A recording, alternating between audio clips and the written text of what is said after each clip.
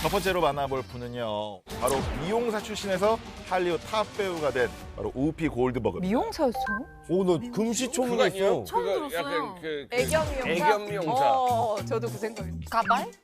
가발? 가발 미용사? 그래. 그럴 수 두 글자. 있겠다. 그래. 가발 미용사. 애견 미용사는 어떻게 보면 너무 흔할 수도 있어요. 근데 가발은 아, 가발. 그죠? 외국에 특히나 가발 사업이 어마어마하게 네, 발달했죠. 그러니까. 아니 근데 우리가 우피 골드버그 하면은 네. 시스터 액트 뭐 이러고 사랑과 좋죠. 영혼에서 정말 정말 인기 폭발해가지고 우리가 정말 그분을 모르는 사람이 없을 정도로 유명했잖아요. 맞죠. 정말 1992년이죠. 시스터 액트가 대박을 치면서 전 세계적으로 유명해지고 시스터 액트 2까지 연이어 맞아. 인기를 끌었는데 시스터 액트 2 촬영 당시에 출연료가 얼마였느냐? 1993년 기준으로, 지금 기준이 아닙니다. 93년. 네, 추정치가 90억에서 130억. 30년 전이죠. 30년 전에 100억 가까운 출연료를 받았던 정말 당대 여배우 중에 최고였다라고 볼 수가 있죠. 130억.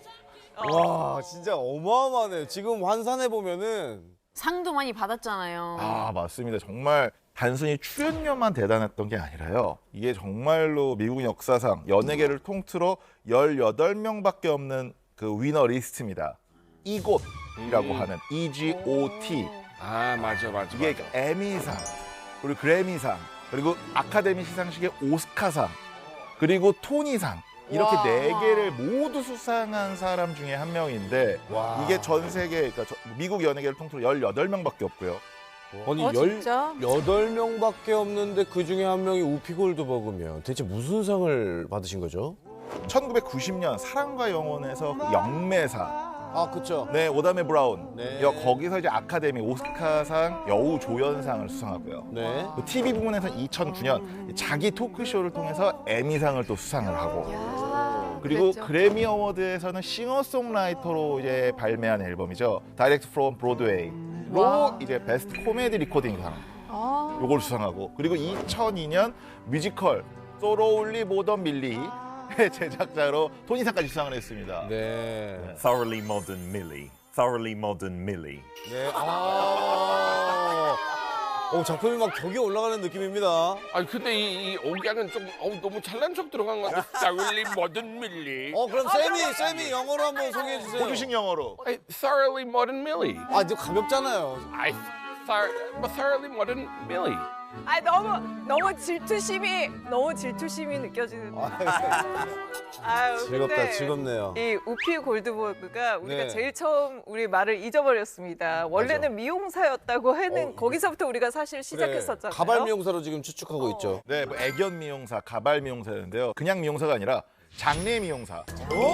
네. 장내. 그러니까 이제 시신을 아, 이렇게 메이크업 해주는 뭐. 네네 관리해주는, 이게 정말로 웬만한 담력으로는 할 수 없는. 아니 근데 이제 이 직업 자체가 특이하다. 굉장히 좀 약간 쉽지는 않잖아요. 이제 담도 좀 필요할 것 같기도 하고. 무서울 것 같긴 해. 아니 그거 이게 옛날에 이게 분장하는 거 얘기 들어봤거든요. 왜냐면 건 열거 하는 장례식 맞아. 좀 외국에서 많이 하거든요. 그쵸. 근데 미용사 좀 처음 들어봤어요. 그러니까 아니 어쩌다가 장례 미용사를 하시게 된 거예요? 이게 우피 골드버그가요, 어렸을 때부터 이제 극단에 입단을 해서 연기의 꿈을 계속 키워갔는데 네. 문제는 돈이죠. 이제 유명하지 않은 배우들은 항상 가난에 시달리는데, 그렇죠. 그러다 보니까 이제 생계를 유지할 수 없으니까 연기의 꿈을 제대로 펴볼 기회조차 없었던 거예요. 그때 이제 찾아온 게 이 장례 미용사라는 직업이었습니다. 돈이 짭짤했나 봐요. 그거 하면서요. 이 아무래도 죽은 사람을 다루는 일이다 보니까 시급이 평균 2배가 됐다고 해요. 그런데 이게 시신을 어떻게 보면 하는 거다 보니까 이 중도에 너무 무서워서 중도에 포기하는 사람들이 워낙 많았던 거죠. 맞아요. 그래서 우피 골드버그가 첫 출근했을 때에도 엄청난 일이 있었다고 하는데, You know, go downstairs. In the old days, they used to have these big, thick doors, wooden doors, and go in and kind of chilly in the room, and they have these drawers, and so I go in, and he's not in there, and I'm sitting, I'm waiting, and I hear, and I'm thinking, what is that sound? What is that? And as I start to look around, I see that one of the drawers is moving, and it's moving out. It's opening. One of the What? drawers is 문 열렸어? opening. We don't see anybody pulling the drawer open. At the same time, I'm getting up to run, because it's all coming together at the same time. The drawer is really open, and this thing happens where I see this, hello there, and I run into the door, 어머. knock myself out. 무슨 일이야 이건? When I came 이거 back, 농담을 you know, I had a 농담이야. bit of a lump, 몰래 카메라인가? and it was my boss.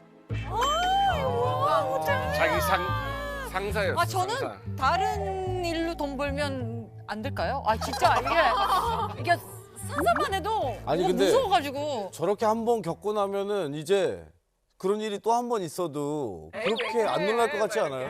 진짜 시신이 일어나도 에이 이렇게. 이게 열리고 있으면 가서 이렇게 다시 넣고 그냥 다시 이게 진짜로 정말 저였으면은 그냥 다시는 안 했을 것 같은데. 맞아요. 이 우피 골드버그 입장에서는 빠른 시간 안에 많은 돈을 이제 벌어야 하다 보니까는 참을 수밖에 없었다고 합니다. 근데 아까도 보신 것처럼 다행히 이 일이 선배 직원의 짓궂은 장난이었다고 해요. 네. 이게 이 알바를 할 때 어떻게 보면은 누구나 해야 될 신고식 같이 이제 한 번쯤 신입 들어왔다. 자 준비하자. 하는 네, 느낌으로 루틴이었구나. 네 그러다 보니까 이 무서운 곳에서 이렇게 매일같이 무서운 일들을 몸소 경험을 해서 그런지 영화 고스트에서도 명연기를 이렇게 보여주면서 오스카상을 또 수상하게 됐죠. 하필 고스트. 아 근데 영매로 나왔는데 진짜 귀신 나왔을 때 너무 놀래죠. 우와 뭐 이러면서. 그러니까 지금 생각해 보면 그 모든 것들이 약간 이제 경험에서 나온 네. 찐 바이브 같은 느낌인 그렇네요. 거죠. 예. 근데 만약에 돈이 없다고 연기를 포기했다면 우리가 시스터액터의 우피 골드버그를 볼 수 영원히 없죠. 못 볼 네. 뻔했네요. 이거 어떻게 보면 단 길로 안 세고 장르 미용사를 선택해준 그거에 대해서 좀 고마워해야겠네요. 그러게요. 우리한테 즐거움을 줬으니까. 그렇죠. 네. 자, 뭐 그럼 여기서 우리 식구들한테도 한번 질문을 드려볼게요. 여러분은 꿈을 포기하지 않기 위해서 했던 이전 뭐 직업이라든지 아르바이트 같은 게 있었습니까? 제 꿈은 늘 진짜 70억의 선택처럼 한국 방송에 나오는 거였어요. 방송에 진짜요. 우리나라에서 방송하는 거. 네. 특히 저는 2009년부터 영어 방송 쪽에 일 맞아요. 시작했는데 몇 년 그냥 그쪽에 열심히 올인해서 언젠가 되겠지. 근데 거의 10년 그렇게 했는데 여자 역할도 많이 한 거죠. 진짜 열심히. 너무 안 예뻐. 아 근데 피터 진짜 열심히 살았네. 그래도 꿈은 이랬으니까, 이렇게 됐으니까 네. 그냥 잘했다고 생각해요. 야, 네네네. 나 크리스찬 제일 궁금해. 한국에 오기 전에 아무것도 안 했죠? 아유, 집에서 엄마가 준 용돈 받고 놀았지 너. 집에서 엄마가 막 용돈 주면 그거 가지고 막 해. 그리고 막 친구들이랑 놀고. 그렇게 생겼다고 하더라고 많이. 그러니까 고생 안 해. 클럽. 아니 크리스찬은 왠지 고생을 안 했을 것 같은 아니에요, 얼굴도 아니에요. 있어. 저는 실제로 멕시코 북쪽에 있는 광산에서 일했었어요. 구리 광산이었어요. 진짜요? 그 광산을 한국 그 회사가 인수했어요. 그래서 멕시코로 한 2,000명의 한국 직원을 보냈었어요. 멕시코에. 진짜? 멕시코 사람이랑 같이 소통을 해야 되는데 소통이 안 돼. 그래서 그 당시에 동역사 필요했었어요. 근데 광산 안에서 일했어요? 안에서도 밖에서도 통역도 약간 안에서 오, 진짜 그 어마어마한 실험실처럼 생긴 데도 있고 광산 안에 들어갔어도 이렇게 안전모를 해가지고 이렇게 하는 거 있지. 그런 것도 다 신기하다. 했었어요. 퇴근하고 나서 부장님들이 자기 방으로 불러요, 저를. 고스톱 하면서 회를 먹자고. 장난 안 회가 했어요. 있어요. 거기서도 뭐가요? 회를 먹자고. 회를 아니요, 먹는 문화는 없는데 거기서 바다 옆여가지고 생선이 많았었어요. 그래서 부장님들이 알아서 만드시고 해쳐서. 네, 거기서 소스에 찍고 먹고 고스톱 이렇게 치면서. 돈은 좀 잘 받았어요? 그게 원래 목적이었어요. 그러니까 한국에 오고 싶었으니까 올 돈이 없어요. 네. 근데 이제 광산이라는 일은 조금 위험해요. 그쵸, 솔직히. 위험하죠. 그래서 돈을 잘 받긴 받아요. 그래서 1년 동안 모은 돈으로 한국에 한 6개월 정도 여행을 할 수 있겠다 생각을 했었어요. 그래서 모으고 한국에 오게 됐죠. 와 대단하다. 들어보니까 제일 힘든 일을 그러게. 다시 또 우피 골드복으로 또 넘어오면 네. 이제 어떻게 잘 지내고 계신가요? 아, 네. 예. 지금 1955년생이신데 2018년에 그 폐렴 진단을 받은 아이고. 상태시긴 하지만 뭐 평소에도 길에서 힙한 네. 뭐 건강한 모습으로 목격되고 있다고 합니다. 아 진짜 어떤 일이든 약간 꿈을 위해서라면 약간 물불 가리지 않는 우리 우피 골드버그의 열정이 그녀를 지금의 이 헐리우드 톱 배우의 그 반열에 오르게 하지 않았나 하는 생각이 듭니다. 맞습니다. 열정 네. 참 중요하죠. 이번에 소개해드릴 분은요. 한 번의 잘못된 행동으로 연예계에서 퇴출당할 뻔한 분의 이야기입니다. 야, 한 번의 잘못, 단 한 번. 누굽니까? 바로 대륙의 여신 판빙빙입니다. 판빙빙이 인기가 진짜 대단했습니다. 이분으로 똑같이 성형하는 분도 있고 막. 봤죠. 그만큼 참 아름다운 얼굴이었는데 네. 98년 황제의 딸에서 조연 금쇠의 역할로 이름을 알리기 시작했는데요. 이후에 2004년에는 핸드폰이라는 영화의 주연을 맡으면서 다시 한번 인지도를 쌓아갑니다. 그리고 2004년 같은 해에 백화장 영화제에서 여우 주연상을 받으면서 톱스타 반열에 오르죠. 진짜 같은 여자 봐도 너무 이뻐요. 그러니까 부러울 아름답죠. 정도로. 아니 근데 제가 알기로는 판빙빙 이분이 또 부러운 게 네. 수입이 그래요? 만만치가 않다고 또 중국에서 벌잖아요. 한 경제지가 조사한 바에 따르면 2014년 6월부터 1년간 수입이 약 2,100만 달러. 우리나라 돈으로 약 250억 원 정도로 추산이 뭐 됩니다. 했다 하면은 뭐 100억대를 찍는구나. 이런 기록은 세계 여배우 중에 4위에 해당되고요. 세상에. 아시아인으로는 유일하게 10위권 안에 든 배우라고 합니다. 대박이다. 그리고 2017년에는 중국 유명인 수입 순위에서 1위를 차지하기도 했습니다. 1위랑 2위 차이도 또 커요. 네. 좀. 그러네. 아니 잘 나가고 있었는데 대체 무슨 잘못을 했길래 어쩌다가 연예계에서 퇴출당하신 거죠? 궁금하다. 정말 한순간의 실수 때문인데요. 뭐예요? 바로 탈세 문제가 불거지면서 인생이 완전 나락으로 치닫게 됩니다. 아니 너는 그렇게 많이 벌었는데도 달세까지 했어요? 네, 2018년에 일어난 일입니다. 금액도 어마어마해요. 한화로 약 403억 3,700만 원. 어유야. 요 정도의 세금을 탈루한 혐의로 네. 벌금이 부과됐는데 벌금 액수가 1,438억 원입니다. 그걸 낼 수 있어요? 어떻게 돼요? 이게 어떤 식이냐면 출연료를 49억 원 받았으면 30억 원 받다고 축소 신고를 한 거예요. 그 방식으로 그동안 쌓인 탈세 금액이 403억 3,700만 원 와, 정도로 추산이 우와. 됐고 당시에 요것 때문에 판빙빙이 종적까지 감추면서 뭐 감금설, 도피설 여러 가지 썰들이 많았었죠. 네. 갑자기 사라져가지고 사람들이 납치됐다는 말도 있었고. 근데 그 탈세가 어떻게 알려지게 됐어요? 2003년에 그 제작됐던 영화 아까 제가 휴대폰 말씀드렸잖아요. 네. 그 영화 속에 보면 불륜을 즐기는 남자 주인공이 있었거든요. 근데 그 남자 주인공 캐릭터와 실제 인물인 인기 앵커, 이 앵커분과 싱크로율이 막 100%다라고 해서 화제가 된 거예요. 그러다 보니까 그에 해당하는 앵커가 제작팀과 원수지간이 된 거죠. 그러면서 그때 휴대폰 2가 제작된다라는 소식이 전해지니까 요때다 해서 이 인기 앵커가 화가 나서 판빙빙의 탈세 비리를 제보를 한 겁니다. 신고를 했구나. 네. 이렇게 그녀를 사랑했던 팬들이 실망을 되게 많이 했을 것 같은데요. 3개월간의 잠적을 끝으로 이제는 본인이 직접 사과문을 올리면서 일단락됐는데요. 벌금 아까 전에 1,430억 원이라고 말씀드렸잖아요. 네네. 요걸 내기 위해서 베이징 부동산 시장에 아파트 41채를 금매로 내놓습니다. 한 채가 있었어. 이 멋진 언니였네요. 41채. 심지어 시가보다 30% 저렴한 가격으로 내놨다고 합니다. 저걸 샀어요. 그래서 저걸 샀어요. 그렇게 해서 밀린 세금을 모두 완납했다는 소식이 전해졌어요. 답했어요. 와 대단하다. 멋있네. 그래도 다 완납했으니까 이제 좋은 마무리로 됐네요. 자, 그렇다면 여러분한테 좀 물어보고 싶은 게 혹시 돌이킬 수 있다면 되돌리고 싶은 그런 아찔했던 순간이 있는지. 우리 글라디스는 제일 돌아가고 싶은 순간이 언제예요? 나 결혼. 아, 너무 센 거 아닌가요? 진짜요? 결혼.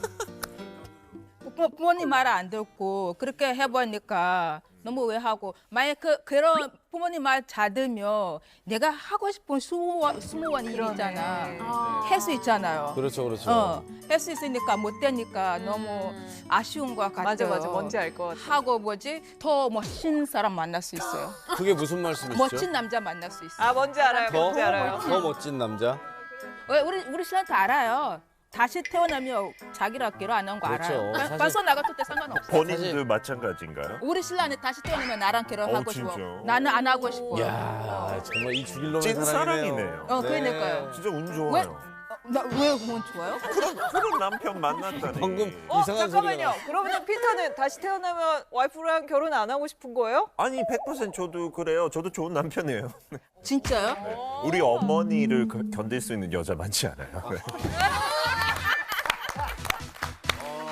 왜 영국이 대체 재미가 없는 겁니까? 아 영국 사람은 이렇게 유잼인데. 자 어쨌든 우리 판빙빙 씨 다시 복귀하셨죠? 네, 그렇습니다. 5년 만이죠. 올해 2월에 독일에서 열린 베를린 국제영화제에서 모습을 드러냈어요. 네. 근데 인터뷰도 했는데 아시다시피 모든 사람들을 그 삶은 오르락 내리락 한다. 지금은 맞아요. 모든 게 괜찮다라면서 네. 심경을 밝히기도 했고요. 또 그 외 다른 영화제에도 많이 모습을 보이기도 하고 한국에서는 드라마 카메오로도 출연을 했었거든요. 점점 와, 활동 정우성, 이정재, 영역을 강하늘. 넓히고 있는 모습입니다. 이야. 사람이 진짜 정직하게 좀 살아야 된다는 생각이 맞아요. 있어요. 큰 예. 욕심 내다가는 또 어떻게 될지 모릅니다. 맞아요. 그렇죠. 자 다음 이야기 또 궁금한데 전해주시죠. 네, 이번에 소개해드릴 분은요. 노숙자에서 억만장자로 정말 제대로 인생 역전에 성공한 분에 대한 이야기입니다. 영화 행복을 찾아서의 실제 주인공인 크리스 가드너 이야기를 한번 해보려고 합니다. 아 이거 실화였죠. 실화. 갑자기 소름. 실제 주인공이시란 거죠? 이 이야기가 정말 영화로도 만들어질 만큼 극적인데 지금은 2천억을 보유한 자산가지만 과거에는 굉장히 불우했다고 합니다. 양아버지가 굉장히 폭력적이었고요. 그리고 경제 사정 때문에 대학을 가지도 못하고 아이고. 생업에 바로 뛰어드는데 결혼을 또 했는데 이 사정이 나아지지 않아서 아내랑도 또 헤어지고 아이고. 아들이랑 지하철역 화장실 바닥에 종이를 깔고 자는 불쌍하다. 것 같은 그런 노숙 생활을 하기도 했죠. 아들이 좀 어리지 않았었어요? 네, 영화에서는 8살로 나오는데요. 실제로는 2살이었다고요. 나 지금 소름. 네. 어떡해. 그래서 혼자 유모차를 끌고 다니면은 사람들이 귀엽다 그러면서 이렇게 뭐 5달러씩, 1달러씩 던져주곤 했다고 하는데 이제 그 돈을 모아서 아들한테 뭐 스테이크 사주고 남은 돈으로 뭐 이렇게 생활하고 그럴 정도로 정말 많이 불우했죠. 아니 그런데 억만장자는 어떻게 된 거죠? 어느 날 큰 건물 앞을 지나가는데 이상하게 거기서 나오는 사람들은 다 이렇게 얼굴이 화나더래요. 네. 그래서 궁금해진 거죠. 저 사람들은 대체 뭐 때문에 저렇게 행복할까?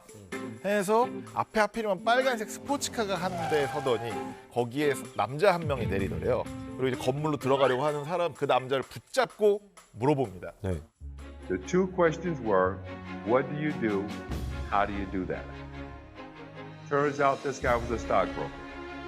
And he was not just a stockbroker, he was one of the top institutional salespeople on Wall Street, and he was making $80,000 a month.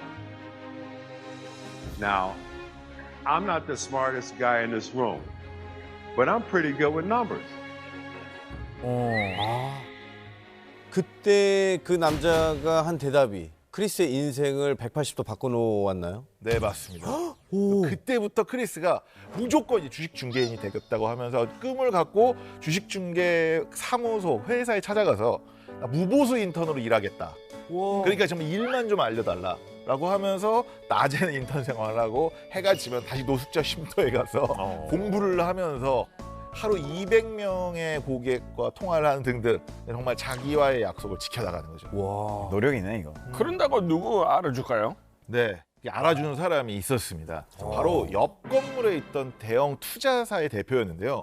하루는 갑자기 크리스 가드너한테 점심을 먹자라고 하더니 성실함에 반했다, 감동을 했다. 그러니까 정식 직원으로 같이 일해보지 않겠냐라고 제안을 한 거죠. 그러니까 열정은 배반하지 않다니까 이거. 그렇게 이제 정식 직원이 되는 것도 좋았는데 무엇보다 이제 아들한테 떳떳하게 난 이제 직장이 생겼다 아빠가 라고 하는 게 정말로 좋았다고 해요. 그렇게 성실하게 일한 결과 아주 초고속으로 승진을 해서 6년 후에는 아예 자기만의 투자 회사를 설립을 하고 와, 회사까지 미쳤다. 심지어 그 이름이 아들의 이름을 딴 글로벌 투자 회사. 감동이네요. 로 이제 확장을 시켜나갔죠. 대단하다. 그렇게 정확하게 10년 후에 억만장자가 됐다고 합니다. 10년. 지금은 뭐 자선단체 기부금도 많이 내고요. 연설가로 활동을 하면서 많은 사람들한테 희망과 용기를 주고 있는데 전 이 말이 너무 감동적이더라고요. 책을 통해서 세상에서 가장 큰 선물은 자기에게 기회를 주는 삶이다 라는 메시지를 멋지다. 전하면서 어떤 순간이 와도 포기하지 말 걸 강조했습니다. 어쨌든 여러분 이 기적이란 단어 있잖아요. 기적도 그 과정을 모르는 사람들한테는 뭐 순간 찾아온 행운인 줄 그렇죠. 알지만 알고 보면은 결국은 이 노력한 자들에게 맞아요. 찾아오는 준비된 기회 같은 거예요. 네, 크리스도 결국은 끝없이 노력을 했기 때문에 행복이 찾아온 게 아닌가 싶습니다.